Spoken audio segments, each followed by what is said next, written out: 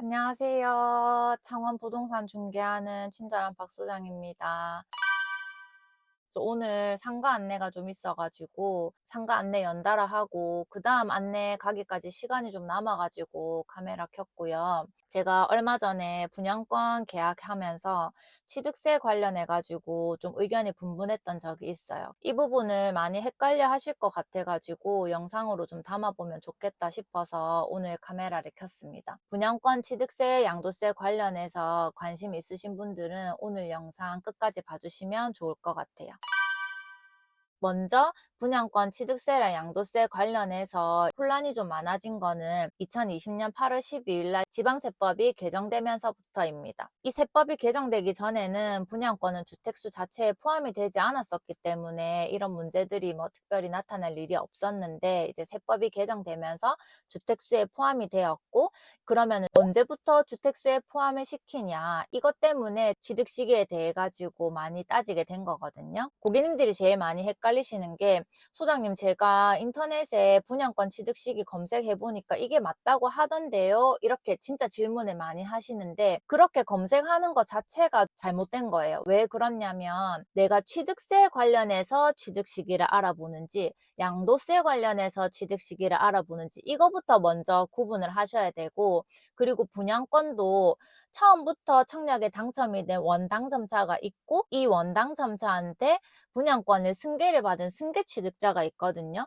그러면 그 주체가 누구인지에 따라서도 세율이 완전히 달라지기 때문에 이런 부분들을 명확하게 구분을 해서 취득 시기를 정해야 됩니다. 그래서 오늘 제가 이 부분을 명확하게 정리를 해서 짚고 넘어가도록 하겠습니다.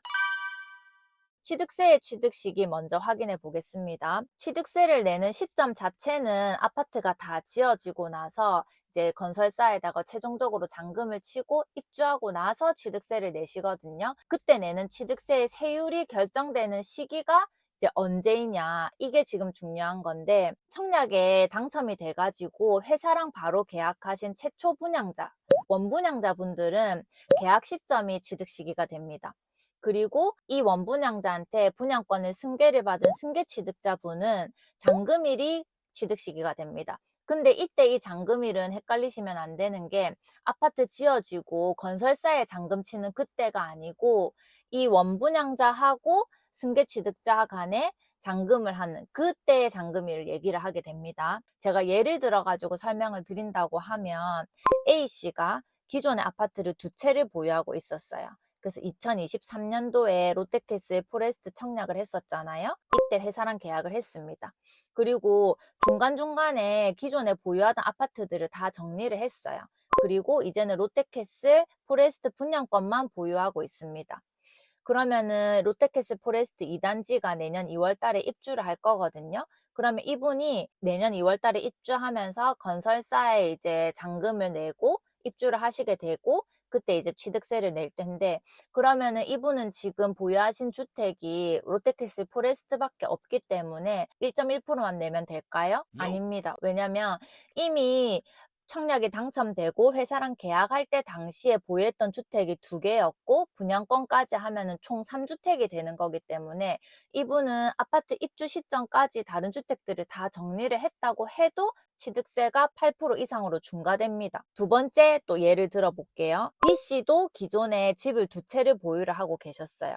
근데 이제 이분이 보니까 롯데캐슬 포레스트가 좀 가치가 있어 보여가지고 중간에 원분양자한테 프리미엄을 주고 분양권을 사게 됩니다. 부동산에 가가지고 상담을 받았더니, 이제 기존 주택이 2개이기 때문에 무턱대고 계약을 해버리면 포레스트 잔금할 때 취득세가 8% 이상 중과가 된다고 얘기를 한 거예요. 그래서 이분이 부동산하고 소통을 해가지고 원분양자하고 계약을 할 때 잔금을 좀 길게 잡았습니다. 1월 달에 원분양자한테 계약금을 넣고 계약서를 썼다고 하면 잔금을 한 4월 말 정도로 잡았어요. 그리고 이분이 그 사이에 보유하던 주택 2개 중에서 하나를 정리를 했습니다. 그러고 나서 원분양자하고 4월 달에 잔금을 하면서 분양권을 승계를 받 받아서 취득을 하게 되셨고, 이분 같은 경우에는 내년 2월에 입주할 때 기존 보유하던 주택 하나랑 이번에 샀던 프레스트 하나랑 해서 총 두 채밖에 없기 때문에 그냥 일반 과세로 취득세를 내고 입주를 하시게 됩니다. 그래서 내가 이제 분양권을 들고 있다고 하면 내가 원분양자인지 아니면 원분양자한테 프리미엄을 주고 산 승계 취득자인지 이 부분을 또 한번 확인을 해 보셔야 되는 부분이 있습니다. 다시 한번 더 정리를 하자면, 내가 청약에 당첨이 돼가지고 회사하고 바로 계약을 한 원당첨자, 원분양자라고 하면 취득세의 세율을 결정하는 취득 시기는 분양권 계약일입니다. 근데 내가 원당첨자가 아니고 원래 당첨받았던 사람한테 프리미엄을 주고 분양권을 승계를 받은 승계 취득자라고 하면 취득세 세율을 결정하는 취득 시기는 원분양자와 승계 취득자 사이의 잔금일이 됩니다. 분양권의 양도세 취득 시기에 대해서도 한번 확인을 해보겠습니다. 조정 대상 지역에 소지하고 있거나 국가주택이 아니라고 하면 1세대 1주택 보유자는 사실 2년만 보유를 하면 양도세가 비과세를 받거든요. 이 말인즉슨 분양가가 5억인 아파트를 입주를 하든 세를 주든 2년만 보유하고 있다가 7억이든 8억이든 시세 차익을 남기고 매도를 했을 때 그 시세 차익분에 대한 양도세는 하나도 발생을 하지 않는다는 얘기입니다. 근데 분양권은 틀려요. 분양권은 2년을 보유하든 3년을 보유하든 무조건 양도세가 중과되게 되어 있거든요. 그래서 1년 미만으로 보유했으면 양도세가 70%에 지방세까지 해서 77% 세율이고, 2년 이상 보유했으면 2년을 보유하든 3년을 보유하든 양도세 60%에 지방세까지 해서 66% 세율로 양도세를 계산하게 됩니다. 그렇기 때문에 내가 언제 취득을 했는지로 보는지가 중요하거든요. 양도세도 최초 분양자인지 아니면 승계 취득자인지에 따라서 취득 시기를 보는 시점이 달라요. 원분양자 같은 경우에는 양도세 취득 시기를 당첨일로 봐요. 이게 무슨 말이냐면, 우리가 청약 홈을 통해 가지고 아파트 청약을 넣잖아요. 그러면은 당첨 발표일이 있을 거예요. 이번에 신월주공 같은 경우에도 어제 발표를 했었거든요. 그럼 또 계약은 한 다음 주쯤에 한단 말이에요. 건설사하고 계약하는 계약 일자랑 당첨 일자는 또 다르다는 거죠. 양도세 기준으로 원분양자라고 하면 취득 시기를 당첨된 날로 봅니다. 승계 취득자 같은 경우에는 또 잔금청산일로 봐요. 이 잔금청산일은 아까랑 동일하게 아파트 입주할 때 회사랑 하는 잔금 시기 말고 원분양자하고 승계 취득자 사이에 잔금을 정리하는 잔금일을 얘기를 합니다. 그리고 분양한 지가 3년이 지나가지고 아파트가 다 지어졌어요. 그러면 원분양자도 3년 넘게 보유를 했기 때문에 입주할 때 바로 집을 팔면 비과세가 되나요? 라고 많이 물어보시는데, 또 그건 아니에요.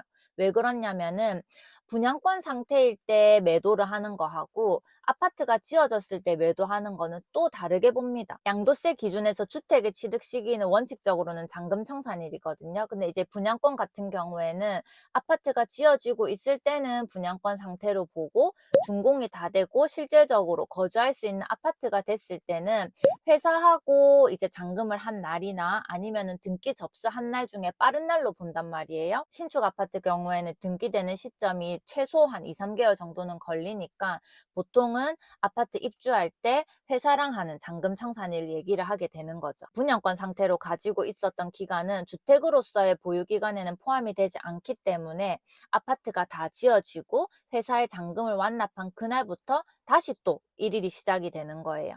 그래서 분양권을 3년을 가지고 있었다고 해서 완공되자마자 매도하면은 비과세가 되고, 이거는 절대 아닙니다. 헷갈리시면 안 되고, 완공 다 되고 건설사에 잔금 치고 그때부터 2년 있다가 팔아야 비과세가 되는 거예요. 다 이해가 되셨나요? 처음에 말씀드렸던 것처럼 그냥 단순하게 분양권 취득 시기라고 검색을 해가지고 나오는 내용에 대해 가지고 확인을 하신다고 하면 취득 시기가 다 다르기 때문에 그렇게 접근을 하시면 안 되고, 내가 지금 확인하려고 하는 세금이 취득세인지 양도세인지, 그리고 내가 원분양자인지 아니면 승계 취득자인지 이런 부분에 따라 가지고 취득세가 다 다르기 때문에 그렇게 좀 세밀하게 나눠서 접근을 하셔야 됩니다.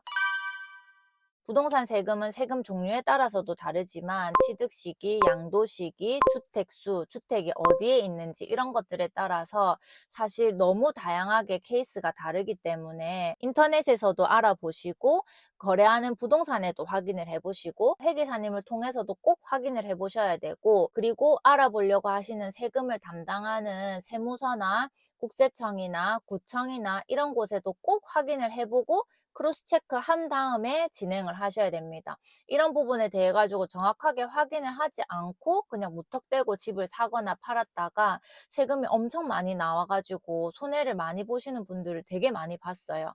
그래서 꼭 꼼꼼하게 확인을 해보고 진행을 하셔야 되고, 오늘 영상 보시고도 해결되지 않은 궁금한 부분이 있거나 하시면 또 저한테 댓글로 문의 주시거나 연락 주시면 됩니다.